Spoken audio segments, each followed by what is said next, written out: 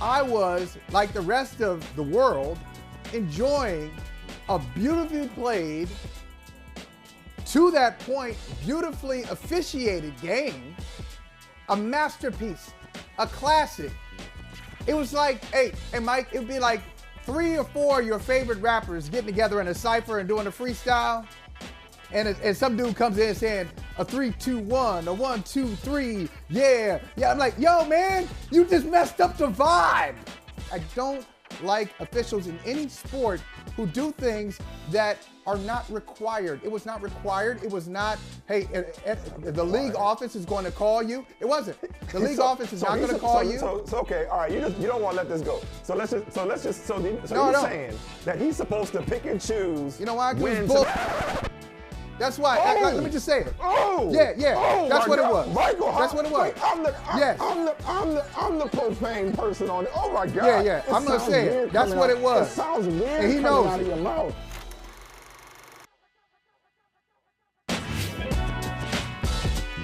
What's up, everybody?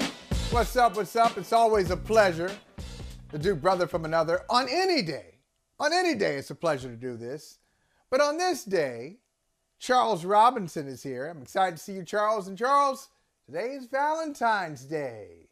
And so, look, man, we're going to talk about Valentine's Day later in the show.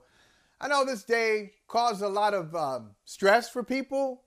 It leads to people getting together. It leads to people breaking up. It leads to people questioning themselves. It leads to people spending a lot of money they don't have. You know how much money is spent on Valentine's Day, United States? All right, this number is going to blow your mind. Do you know the number? Do you know the number, Charles? I don't, but I know it will blow my mind. I can't wait to hear it. $26 billion. $26 billion? $26 billion. $26 billion. Isn't that crazy?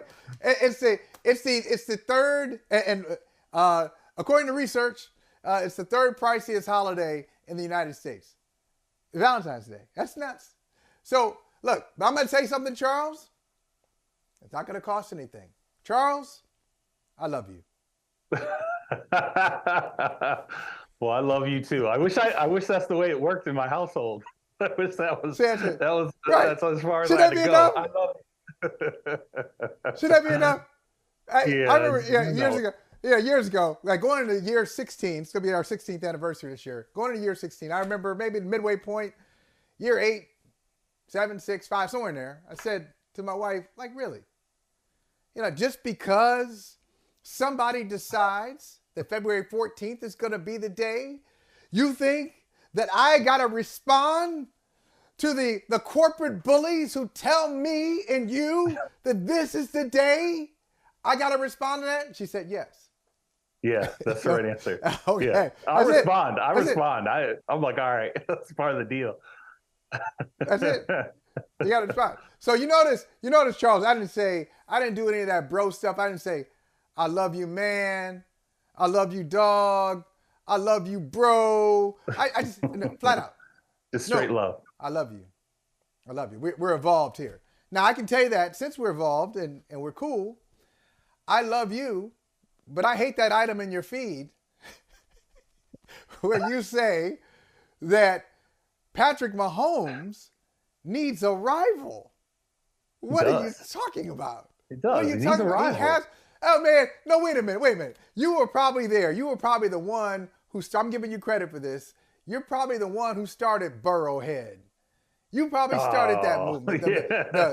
You probably started the Burrowhead movement. But we were just talking about Patrick Mahomes at one point in 2023, this year.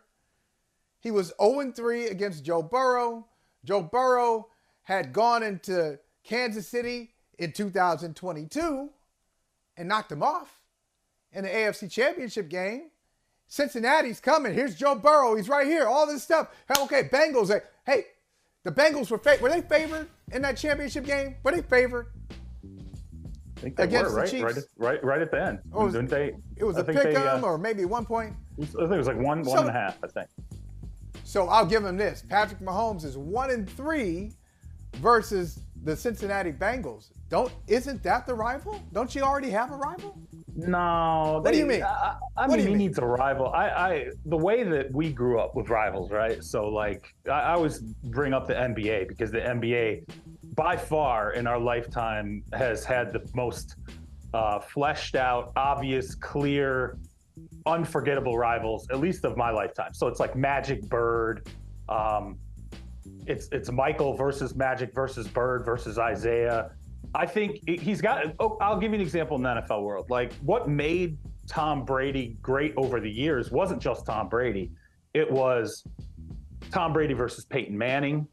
You know, it was Tom Brady versus the history of Joe Montana. It was someone to measure. Like, as much as I love greatness, I love to be able to measure greatness against other greatness, particularly in real time. The problem is right now with Patrick Mahomes, where he's at this fast, the 2 Super Bowls, the 2 Super Bowl MVPs, the 2 regular season MVPs, just the sheer dominance over the AFC in the span of his starting career. No one's really shown up. And I know it looked like, hey, baby Joe Burrow, but again, Joe Burrow's got to beat him more than just getting to the Super Bowl. Someone's got to win titles, okay? Someone's got to bring hardware to the table. And then we start to say, okay, well, who's the best out of these 2? Or because it can't right now, who are we measuring him against? We're measuring him against Brady. That's the conversation we're having about Patrick Mahomes. Well, and I agree. I love your point about Brady Manning. I was a part of many Brady. I was a moderator.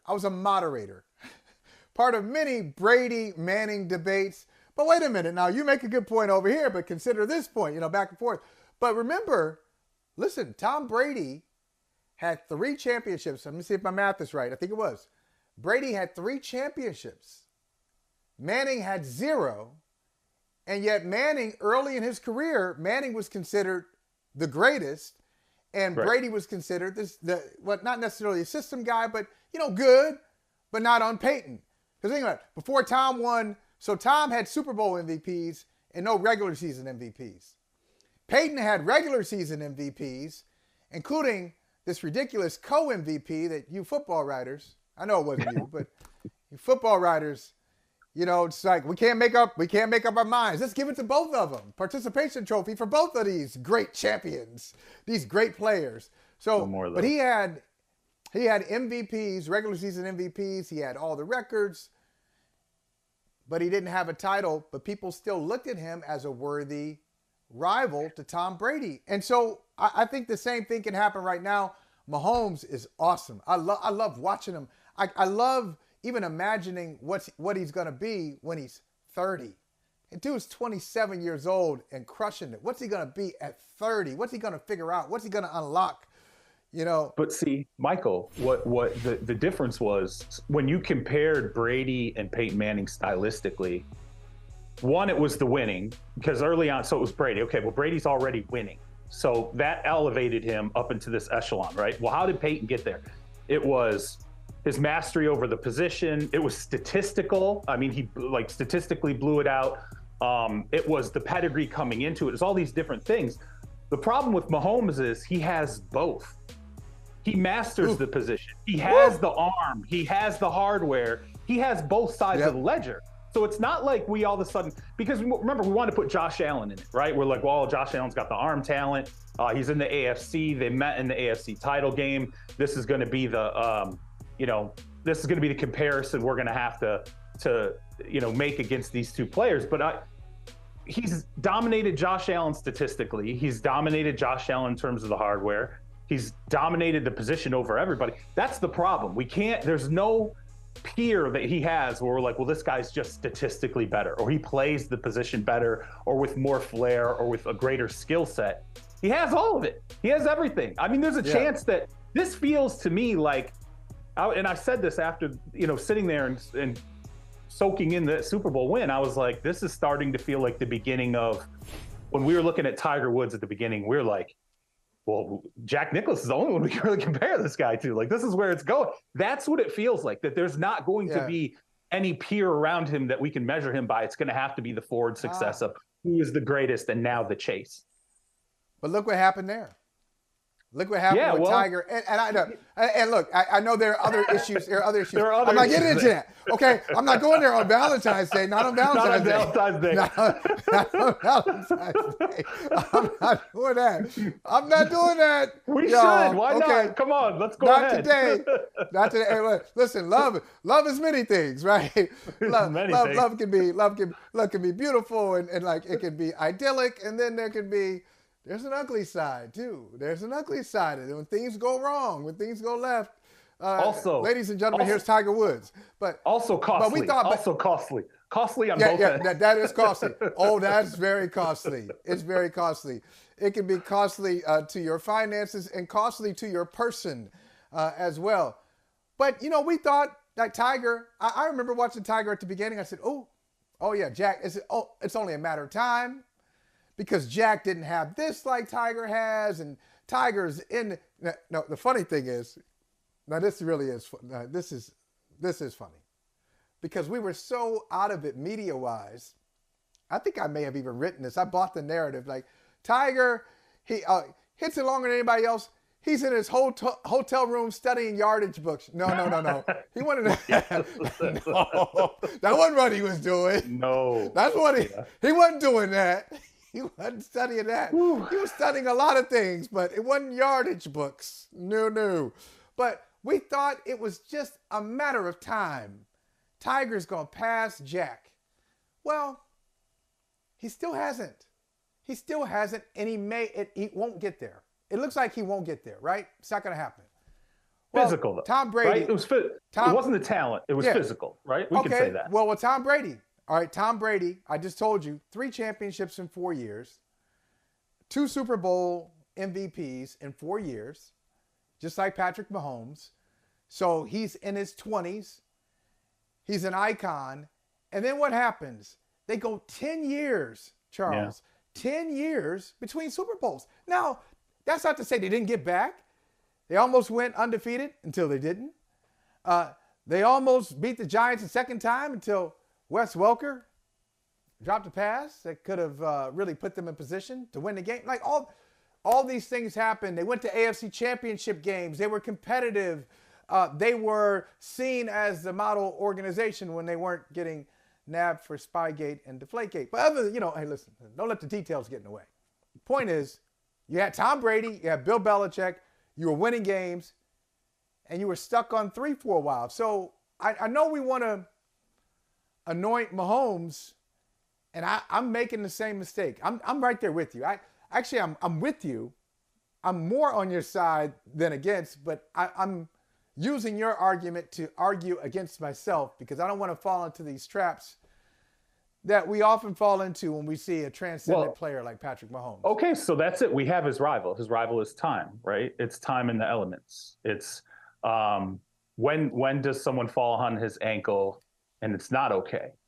When has something happened that's catastrophic that can't be overcome? Now, we lost Brady for a season to a torn ACL, right?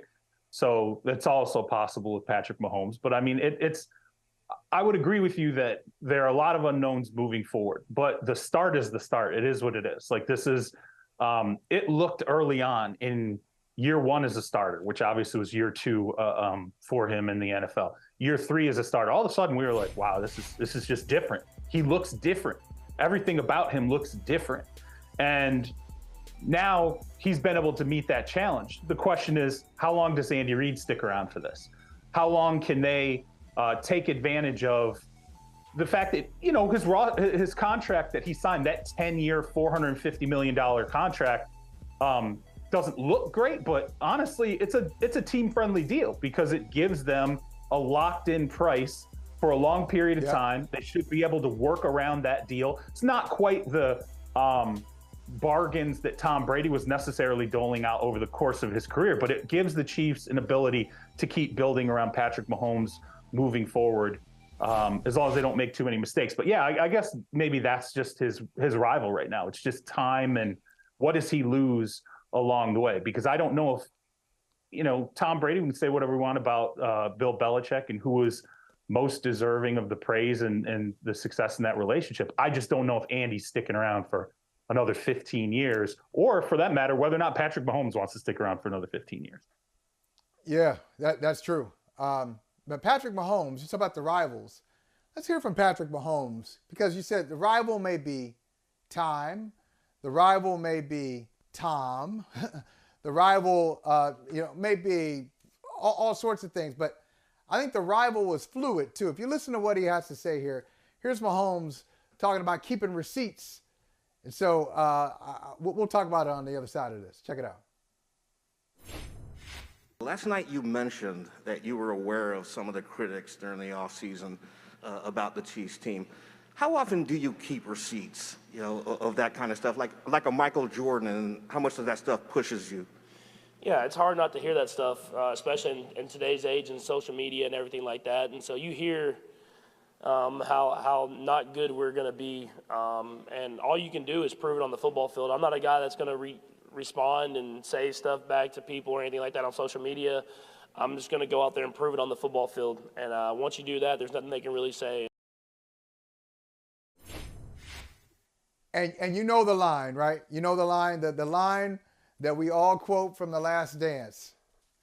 And I took that personally. Michael Jordan. And I took that personally. So, but that's it. And we look at it from the outside and we say, like, why do you need that? You don't need it. You don't necessarily need it, but it's enjoyable for guys like some of those guys. I want those athletes on my side. I want the athletes who are driven, but then they also hear the stuff, and then they're driven even more, and then respond like Patrick Mahomes and not respond like Travis Kelce. That's kind of off-putting. Like Travis Kelce response is kind of off-putting to me, but I like the process. Don't you feel like most of them all, the greatest ones, the ones they all keep some measure of receipts? Like, like Magic early on was always talking about how he felt like the league embraced Larry, and was always looking at Larry and how the Celtics were anointed and how much that drove him. Larry, the 3-point competition where he asked, who's finishing second. It was just ingrained in him. Yeah. I grew up on the Pistons. They wanted to keep receipts on everybody. They wanted to just go after everybody all the time. That's just what their mentality was. Brady obviously kept receipts. I don't think Mahomes, here's the thing too, he does keep receipts. Think about when he was on the golf course, right? And somebody mentioned Justin Herbert, and he made sure he had a response to that fan about Justin Herbert. Joe Burrow, he talked about the cigars, right? Like, we should have cigars, or whatever the line was about having cigars. Clearly, that's a little bit of a receipt that he was keeping there. I think this guy is cut from that cloth, and even though he seems to play it a little more chill than maybe some of these other guys do, let him get a little bit older, because the older he gets, I think the more chippy he's going to become when you start to get younger guys who are him now. Yeah. He's going to be 32, and there's going to be somebody coming out of whatever school who's supposed to be the greatest ever, and he's going to say, wait a minute. I don't think so. Right, exactly. But I love this. I love where we are right now in the AFC. In football in general, because Jalen Hurts on the other side, Jalen Hurts played a hell of a Super Bowl. Incredible Super Bowl for him.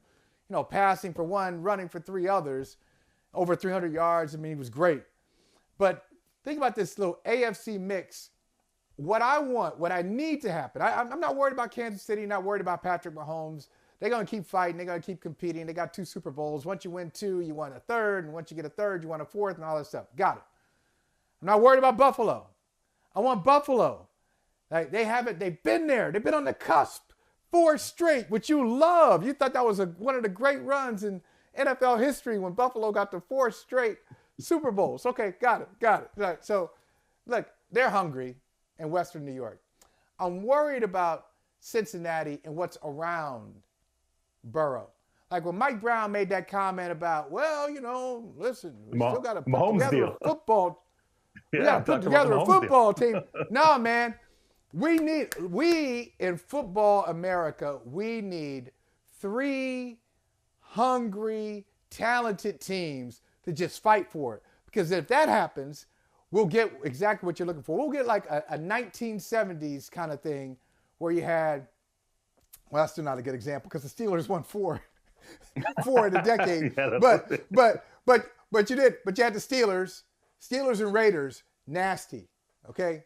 Steelers and Dolphins, like the Dolphins won back-to-back in the 70s. And then, they throw the Cowboys in there. Cowboys, yeah. Cowboys, so he had all these teams just really, and I just mentioned 3 of them in the same conference, just fighting for supremacy. That's what we need to see. And then Patrick Mahomes will have that rival that you asked for. But you mentioned the era. That's the problem. What are the eras we're talking about? That wasn't a salary cap era, right? It wasn't a league that was built to cannibalize you as soon as you win a Super Bowl. You win a Super Bowl, and it's not necessarily – I mean, look, all the top-tier players get paid. But the funny thing about a Super Bowl is the second-tier guys get paid. It's all of a sudden because you're in free agency. You're going, well, geez, coming off a Super Bowl roster. You get that Super Bowl bump. I want the best in the world for Jalen Hurts, but they already lost both their coordinators. All right. It's already an uphill climb starting right now going into next season. So there are a lot of factors around that's going to, put that in check. I thought the Eagles lost their defensive coordinator in the second half of the Super Bowl. Oh, come on. I thought he bounced. He was there? You mean to tell me he was there in the second half? I didn't know. I thought they were like, I thought somebody from like WIP was calling the plays or something like that in the second half. What's up with that? Oh, man. Disrespect. All right, look. You want to keep talking about greatness? We do too. Ashley Nicole Moss, who's great. Coming up next, some brother from another. Love you, Charles. I love you, Michael. Thank you.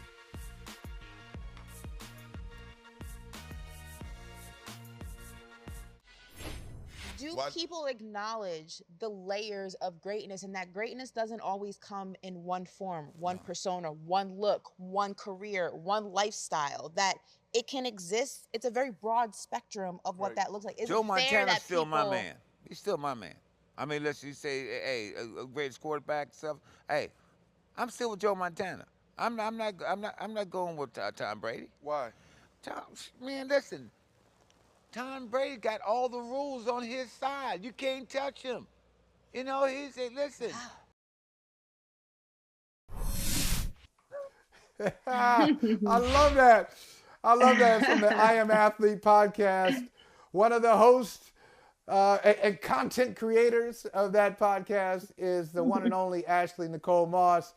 And Ashley, you were talking with Lawrence Taylor, who definitely fits into the greatness conversation. For some people, he's the greatest player in NFL history. And he says, I'm going with Montana. Forget about Tom Brady. What did you think when he said it, and what are you thinking now if you had some time to think about his comments? It's interesting. That was the reason I kind of posed that question. I think that there are so many different criteria for what greatness is, depending on who you ask, right? And I think that with LT, he comes from a particular era of football. So for him, greatness means different than maybe the people who grew up in the modern era of football. Or maybe there are people from LT's era who can kind of change with the wave of what greatness looks like or what the game has become and use that as the criteria. So for me, it's Tom Brady, but I can go ahead and understand the argument of a Joe Montana or a Dan Marino or, some other guys who are kind of thrown into that conversation of as the GOAT or as the greatest of all time or one of the GOATs or whatever the case may be. But it's interesting to see when you speak to different people, specifically men who have played the game, what that looks like for each of them and how it's such a fluid conversation. Not everyone agrees that it's Tom Brady. And I think that's just what makes sports such a interesting, dynamic conversation is you get so many different opinions on the exact same topic. No, I want to say this. I watch LT. In my book, he's in the conversation for the greatest NFL player ever. I would absolutely agree with that. But there's some white that's crept into the beard. And I feel like as someone who's had some white creep into my beard over the years, I notice when it starts to creep in, you get the y'all got it easy syndrome. I mean, the older you get, the more you start to look at people coming along behind you and go, well, you didn't have to deal with this and you didn't have to deal with that. And I didn't. I think he's got a little bit of that. Now, no, don't get me wrong. Joe Montana's great. But let's be honest, we see athletes very often, they try to stick up for their era. They're contemporaries, Right. they're peers. So I get it. I think Joe can be part of that conversation, but there's a whole other. It's like me looking at a young person now and being like, well, you didn't have to deal with what it was like when you didn't have a cell phone. Well, you know what? They have to deal with what it's like to have a cell phone. It's kind of like back, like when, your grandparents or your old head uncles would say, well, back in my day, I had to walk. Well, it's not Walk my to fault. school. We have cars now, Grandpa. It's not my fault. We have cell phones. This is the era I was born in. Do not put that against me. So yeah, there's definitely a little bit of, era hateration going on. And I think that it's a little bit unfair. That's why it's so impossible to compare eras, right? We talk about, Jordan and LeBron, and we had that discussion. It's a never ending conversation, but you can't knock somebody for becoming, one of the greats in a different era. It's just the rules are the rules. The game is the game. But it's so interesting to hear how players specifically, not just fans, but players specifically who existed in that era and came up and did well and did beyond well in that era, just cannot get with the changing of the times and the changing of the game. It's actually kind of funny when you sit back and you listen to it from a different perspective. Yeah, and let me ask you guys both. Has the game, I know the game has evolved. The game has changed in a lot of ways. Okay, I'll go back. I'll give you an example. As the oldest person in this room here, so I can tell you, when I was probably like college, sophomore, junior in Pittsburgh, and, make a little extra money, $25 per article, that went a long way at San Remo's Pizza, get the college special, cheese pizza and soda. Anyway, $25 per article, I used to write about the Steelers. So I remember the Steelers had a Monday Night Football game against the Bengals. And the big story was, Sam Weish, the head coach of the Bengals, he's doing all these crazy things on offense because he has 3 receivers on the field. They got 3 receivers. Whoa, they got 3 receivers on the field at the same time. Whoa, what are we going to do here? And it was like a big deal. But I say, yes, the game has evolved. But for Lawrence Taylor, because he's not the only one who's doing this, Charles, you're right.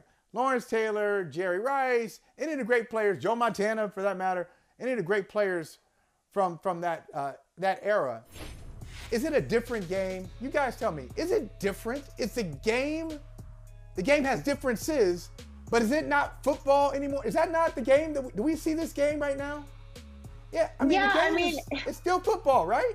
It's the same game, but obviously it's the same game. I mean, you'd have to be crazy to not think it's the exact same sport that's being played. But I do think that it's fair to admit that the difference in rules drastically affect the game, right? The differences in rules when it comes to the protection of the quarterback, things you can and cannot do, makes it a drastically different type of game. At its foundation, it's all football. At its foundation, it's all basketball. But those changes in rules, whether small or big, definitely affect the sport as a whole. And I think that when you talk about eras, that's what the biggest difference Ashley? is.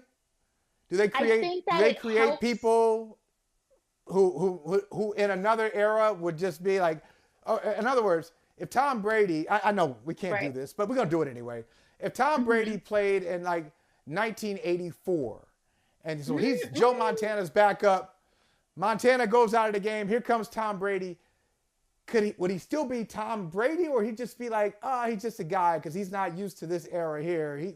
We got him. We got him where we want him.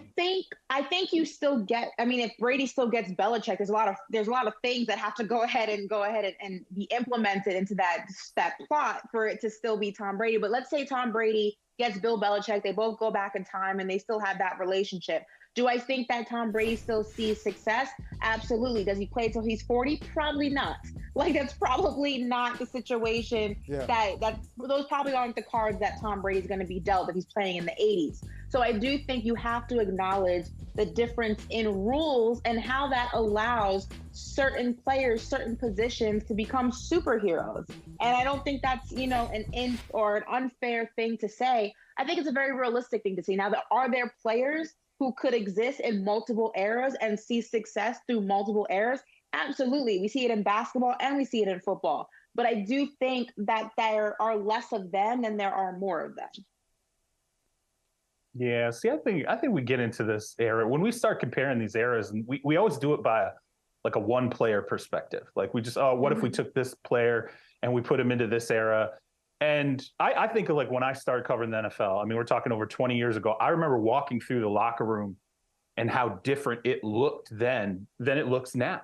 I used to see offensive linemen that had big bellies, people who you were like, that does not look like the most athletic human being on earth. Now you walk through locker rooms now. The 6'5", 6'6" offensive tackle that's 300 pounds has abs, is insanely gifted, fast feet, and I think the speed of the game is completely different. I think the technology's also changed though too, right? Technology, I think the depth of the defensive looks that you face, the fact that, remember, there was a time where this idea of changing the defense at the snap, showing one thing and then changing it to another, all of a sudden that was revolutionary in the NFL. Well, that's only revolutionary if it wasn't happening a lot. If you could actually walk up the line of scrimmage and you knew what defense you were facing. It's just this layering of, and I think it's a fascinating subject. It's great to talk to players like Lawrence Taylor about that, because there are so many different layers that can be argued. And I think ultimately it's the multiverse, right? You get all the Spider-Mans together. At the end of the day, they might have different attributes, but they're all Spider-Man. Okay, everybody, the greats are the greats. We can argue what gives them a little edge over someone else, but it's the Kobe, Jordan, LeBron argument. We can argue it forever, but at the end of the day, they were all great. Again, we can't knock people for existing in ever-changing times. Like, technology is supposed to change. The helmets are supposed to get better. The nutrition's supposed to get better. The rehabilitation tools and techniques are supposed to get better. The game, in order to exist and to continue to exist, has to evolve. That's no different than regular technology in everyday world. If we were still walking around with beepers and payphones, a lot of things would look drastically different now. It has to evolve in order to continue to exist. So while I understand the comparison of the eras of, the old heads or the OGs, as we like to call them, say back in my day, we can't live in the 80s forever. Things have to go. We have more than 10 channels on TV now. It's cool in 2023. There's no reason to knock it. There's a lot to love about 2023. Yeah, and it's too bad. I feel for them, because really what it comes down to, they're defending their eras. But for a lot of these players, what's unspoken there, but it's kind of hovering, it's like 10 elephants in the room, it's like the money too. It's the money. Yeah. It's like, wait a minute. I mean, that's part of it. Like, okay, I saw a story today. I know, it's kind of going outside of football, but this is not unusual. I saw a story today about Grant Williams of the Celtics. He's going to be a restricted free agent, and he's going to get somewhere between $17 and $20 million. Yeah. Okay, back in the day, $20 million. That was like what T-Mac was making. That was star money back then. Right. It's relatively nothing in the NBA. Like, relatively. Like, $20 million. If you're the best player on your team, you're making twice that. If you're an all-NBA player, you're not making $20 million, you're probably making 40. If you're Russell, you're making, what's Russell Westbrook making? What, 46 or 38? Whatever, something crazy, okay? Yeah, a lot more than 42 maybe? Yeah, a lot more than $20 million. And so I understand a lot of athletes now, look at the platforms that exist for the modern athlete, look at the money that exists for the modern athlete, and they're not necessarily saying these guys are trash. In some ways, it's like doing that thing like, God, if I had been born 10 years later. Well, they built it, right? They built it. Yeah, I mean, we look at what. But what exists now, that's nice. That's a pat on the head. That feels like that feels like a condescending pat on the head, doesn't it? Hey, you built it. No, I'm standing on your shoulders. Interesting. Yeah, it's interesting you bring it up though, because when we spoke to Steven Jackson, we kind of had this conversation in basketball terms about guys who go ahead and embrace the fact of being the vet in the locker room and, kind of taking the new guy under their wing and getting them ready to lead the franchise. In that aspect, we spoke about Tony Parker and DeJounte Murray of the San Antonio Spurs and how, Tony Parker didn't do that for DeJounte. And he spoke about that in the podcast, with Steven Jackson and Matt Barnes, All the Smoke. And that was something that's brought up as well, is like some guys are able to pass that torch and say, listen, the game is the game and it's going to continue to evolve, and it's not their fault that they're coming up in this new era where they can make more money and they have more avenues to do it. I'm going to be a vet and still do my job and kind of get them ready to lead this franchise. And some guys aren't able to do that. Some guys aren't able to get out of their own way and be okay with that. This was the era I came up in rather. And yeah, it may not be getting me the accolades and the money that, these guys are getting now, but that's not their fault. I'm not going to take it out on them. Some guys are built to be able to look past that, and some guys aren't. And you see that throughout all sports. It's not an easy pill to swallow, knowing that someone who does the same thing as you, maybe not even as greatly as you do, or did it, making twice the amount of money. That's a tough pill to swallow. It is hard. It's not an easy thing. That is tough. But I'll tell you, I'm glad you're in this era, Ashley, because I want to ask you just quickly about your Super Bowl observations. We saw you. We were able to see you in person during Media Row in Arizona. Happy to see you doing your thing. There we go. We got our stance. Look at that. I was a little uncomfortable right there. I couldn't Hey, Jim. Michael, you're not gonna get Jim back on the show because Rihanna called him boo. It's over for y'all. Like, the price went all the way up. Wow. How about that? I know. Boo. Thank you, boo. So what was your, if you walk away from Arizona and you tell somebody, okay, this is what I saw, or this is what I think about Super Bowl 57, here's my number one point, your number one point from Super Bowl 57, maybe the week leading up to it or the game itself, and that is what? Well, it looks like there won't be a parade for any NFC East team this year, huh? Oh, I'm Cowboys okay with fan. that. We'll start from zero next year, baby. I'm good. Listen, I'm obviously happy the Chiefs won. If it couldn't be my Cowboys, it definitely couldn't be the Eagles. It was this close, though. It was this close to be really depressed for a couple of weeks. But luckily, Patrick Mahomes did their thing, and the refs may have helped them out. I don't know, whatever. I'm not here to judge. I just know it wasn't the Eagles. So, Ashley, didn't you get the theme of the day? Off the top, we said it's Valentine's Day. It's about love and the hatred. I am spreading love. I'm spreading love. I'm spreading love to the Kansas City Chiefs and the Chiefs fans for another Super Bowl, and you're withholding love. You're withholding love from Philadelphia. Very, very obviously withholding love. Hey, they booed Dak at the Super Bowl while he was getting the Walter Payton Man of the Year award, okay, which is an award for philanthropy and doing good things from the depths of your soul and your heart. And they booed him. Some people say that was karma. Some might say that was karma. That's all I'm saying. Dak, there's a clip out there with some lip reading as Dak was getting booed. He had a word. He said something under his breath. You got to find it. I'm not going to say what he said. But he said something. Yeah, I don't even think it was wrong. It was not wrong. He and said, by the way, blank Philly fans. He did. Yeah, that's exactly what he said. There were legitimately 2 titles awarded though, right? Like when I looked at Twitter, I was like, I don't know if Kansas City fans or Dallas fans are like more hyped at this outcome right now. Like I think it was like Cowboys fans still got their ring. They got their ring just because Philly didn't. Oh, for sure. It was amazing. For sure. It was listen, that it had all the makings of being a very bad summer for Dallas Cowboys fans, but we made it. We may have not made it to the Super Bowl, but we went ahead and we made it through a football season without an NFC East team winning the whole thing. So that's a win is a win. Here it is. Okay, I'm going to put that out there. I just read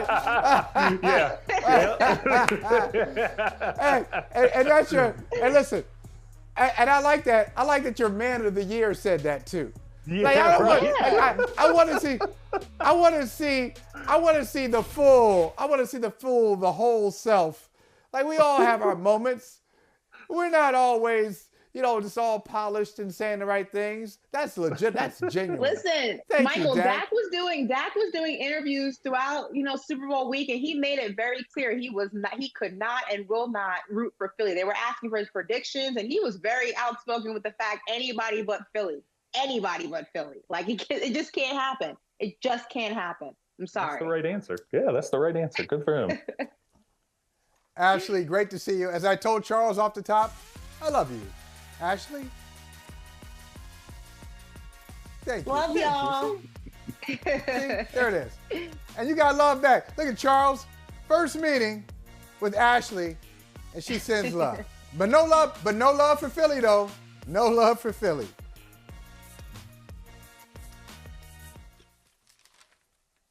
Bye, y'all. Thanks. Thank you, Ashley. Bye.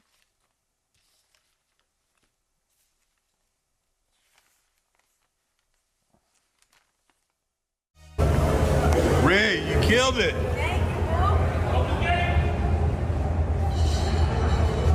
Best. Ray, you killed it. Thank you, Bill. Wow. Hey. Oh, man. I know Jim Trotter was on yesterday, but we just can't play that enough, replay that enough. Rihanna, post Super Bowl halftime show, which was watched by more people who actually watched the game. 118 million people saw this halftime show, 113 million roughly saw the game. And so Trotter sees Rihanna there on the golf cart. You crushed it, Ree. And she says, thank you, boo. To our guy, Mike Jones, our guy, Lord Trotter. How do you feel about Lord Trotter getting that? Now, you got to call him Lord now for real. Hey, I tweeted at him because he said the paperwork's filed. His name is changed to Boo Trotter. I said, you were Lord Boo. He turned into a 15-year-old fanboy. But hey, you know what? She did acknowledge him. I didn't think our Mr. Cool, was going to get so giddy like that. Wow. That's awesome. We've seen it all now. So let me tell me this, Mike Jones, because you got so much to dig into. We had the Super Bowl, great Super Bowl. And then a couple of days after, what do we have? Derek Carr, according to Adam Schefter, has officially been released by the Raiders. You tell me which story grabs your attention, and both of you, really, because there's so much good stuff here. So Carr released by the Raiders. Where's he going to go? Aaron Rodgers is still probably in the darkness retreat. Who knows if the Jets will get him and if the Packers will turn it over to Jordan Love. The Indianapolis Colts, I must say I was wrong. I want to say it loudly, energetically. I was wrong. I was convinced they were going to give that job to Jeff Saturday and give them credit. No Saturday. No. He was not the man for the job. They gave the job to Shane Steichen of the Eagles. So he's their new head coach. And then Jonathan Gannon, new head coach of the Arizona Cardinals. So, Mike, all these NFL storylines flowing, what stands out to you? Then nothing changes. You got 5 head coaching vacancies. You got 1 black guy hired to replace another black guy. You got all these unproven coordinators with no play calling experience or very little play calling experiences. And you got guys with track records like Leslie Frazier who didn't even get a sniff. You hiring guys, Super Bowl losers to run your team, and Eric Bieniemy, 2-time Super Bowl winner, doesn't get a head coaching job. He is basically going to have to settle for another offensive coordinating job if he leaves the Chiefs. That's what stands out to me is that, Roger Goodell, and they talk about all the progress and things like that. Nothing freaking changes. You got Raheem Morris, like I said, Leslie Frazier, Bieniemy, Byron Leftwich, Jim Caldwell, yep. All these qualified guys that, Shane Steichen, what has he accomplished that Byron Leftwich hasn't? Or what has he accomplished that Eric Bieniemy has not? What has Jonathan Gannon accomplished that Leslie Frazier has not? Jonathan Gannon, 2 years and kind of got his lunch handed to him the second half of that game. Yeah, but let's let him run our football team. And, is he going to be the guy that can help, Kyler Murray? I don't know, man. This what stands out to me is that nothing freaking changes on this head coaching front. I'm mystified. I'm mystified about Bieniemy. I can't. we've all been staring at this for so many years now. And to this day, I can't get a sensible answer that from a multitude of, it seems like it's always this excuse or that excuse. I can't get some common ground answer for why Eric Bieniemy has not gotten that job. And it drives me crazy because I feel like there is something there, or, what is it? Like, I want to hear, like, stop making the excuses. And I look at a place like Arizona. Mike talks about Jonathan Gannon getting hired there. You hire a defensive coach, like, nothing against Jonathan Gannon, but you hired a defensive coach for a team that needs someone there with the quarterback. I mean, I know you fired Cliff Kingsbury, and he was supposed to be there, but this is an offensive league. I think you hire offensive coaches, excuse me, when you have the quarterback to pair them with, and yet they go and their finalists are 2 defensive coordinators. And so I'm just like, I don't understand what the franchise is doing. How does this head coach make Kyler Murray a better player, And and if someone comes in and turns Kyler around as an offensive coordinator, then they can leave and go become a head coach elsewhere. And Kyler once again is left without an offensive line in the building. So I can't figure out Bieniemy, and I don't know what the heck the Cardinals are doing. Yeah. As I said to Mike Smith yesterday, look, if Eric Bieniemy is thinking about leaving Kansas City because he feels like that's his path to a head coaching position, then I'd say don't leave Kansas City, because that's not your path. Like, your path is where you are right now is good enough. Like, you've already accomplished it, as you said, Mike. Not just 1 Super Bowl title, but 2. Not a handful of conference championship games, but 5 of them. 5 conference championship games. Working with Patrick Mahomes, being next to Andy Reid and being a part of this group, this franchise that since 2017, 2018 has been one of the best franchises in the NFL. I mean, if this is not enough to get the attention of owners, then I hate to say, going somewhere else where you don't have Patrick Mahomes, you don't have Andy Reid, and let's say you finish number 11 in offense. Well, he's only a number 11 in offense. He needs Patrick Mahomes. You didn't say that about anybody else. No, right. So you keep You're changing exactly the right. rules.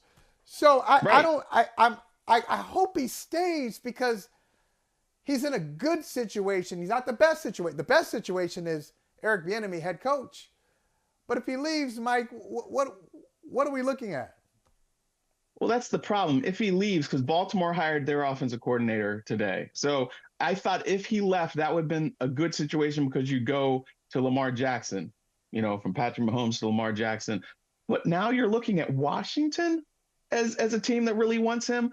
They don't even know who their freaking quarterback is. You don't even know if Ron Rivera is going to be your head coach next year, beyond next year. That's not a good situation. And unfortunately, if he goes somewhere, it's not going to be a positive thing for him to be able to really flex and show what he can do, because it's not quality. And if he goes to a head coaching position, where are you going to go? You don't want to just take anything, because then you'll be like Hugh Jackson with the Raiders and the Browns in bad situations and not really having a chance to succeed, or some of these other guys that we've seen.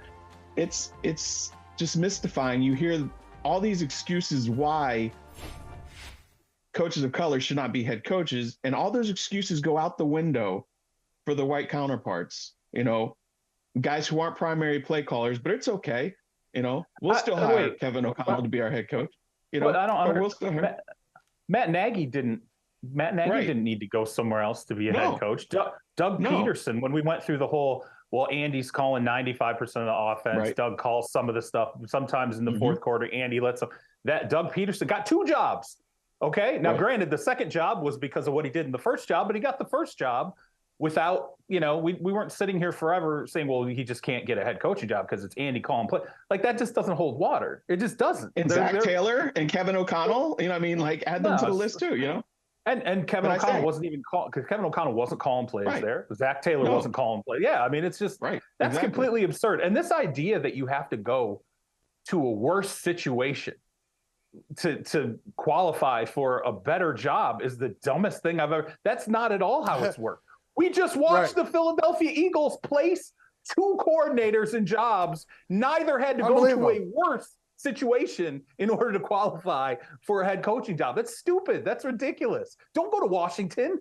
You're going to be crazy to go to Washington. No one should go to Washington to try and get a better job than the one they're in right now. That's absurd. Hey, when you say it out loud, it sounds worse. Like, hey, so Aaron, what's your next? Yeah, right. But that just tells you how bad the situation is. It tells you how bad the NFL is right now. And everybody's guilty. Everybody's guilty until the situation changes. So, Eric, what's your next move? Yeah, I'm going to leave the Super Bowl champs who won our second Super Bowl in 4 years. I'm going to leave. I'm going to go work for Daniel Snyder or whoever he's going to sell the team to, if he does sell the team. I'm going to go work for him. And I'm going to work for a coach who, I don't know, he may get fired like 8 games into the 2023 season. It's that bad? That's what it leaves us. It's really mind-numbing. You're right. I try to put a positive spin on the Colts situation, Mike. I was wrong. Sorry. To think that Saturday was going to get the job, but I was right about the big picture. Yeah. Same old same. I mean, hey. But you're not. But you're original, though. Maya Angelou said, when people show you who they are, believe them. Believe them. The NFL has showed us again and again and again who they are. Mike Jones. Mike, I love you. Love you too. Thank you. See how that? See that? See how easy that is?